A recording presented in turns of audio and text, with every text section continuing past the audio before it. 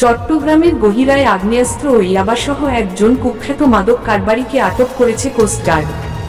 সোমবার 21 এপ্রিল 2025 তারিখ সকালে কোস্টগার্ড মিডিয়া কর্মকর্তা লেফটেন্যান্ট কমান্ডার সিয়ামুল হক এ তথ্য জানান।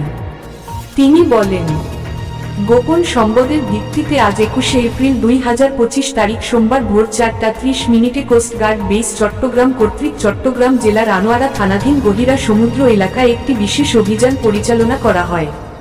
অভিযান চলাকালীন উক্ত এলাকায় সন্দেহজনক একটি কাঠের বোট তল্লাশি করে একটি দেশীয় আগ্নেয়াস্ত্র, 3 রাউন্ড তাজা গোলা, 3টি দেশীয় অস্ত্র, নগদ 17,240 টাকা এবং 90 লাখ টাকা মূল্যের 30,000 পিস ইয়াবাসহ মাদক কারবারি মোহাম্মদ শওকত আলী 32 আটক করা হয়। আটককৃত ব্যক্তি চট্টগ্রামের আনোয়ারা থানার বাসিন্দা।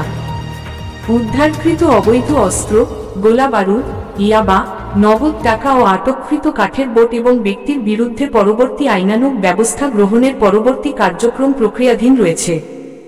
তিনি আরও বলেন, দেশের আইন শৃঙ্খলা পরিস্থিতি স্থিতিশীল রাখতে বাংলাদেশ কোস্টগার্ড 24 ঘণ্টা টহল জারি রেখেছে, যার মাধ্যমে কোস্টগার্ডের আওতাধীন উপকূলীয় এবং নদী তীরবর্তী অঞ্চলের আইনশৃঙ্খলা ও মাদকদ্রব্য নিয়ন্ত্রণ পরিস্থিতি অনেকাংশে উন্নত হয়েছে। মাদক পাচার রোধকল্পে কোস্টগার্ডের এরূপ অভিযান ভবিষ্যতেও অব্যাহত থাকবে।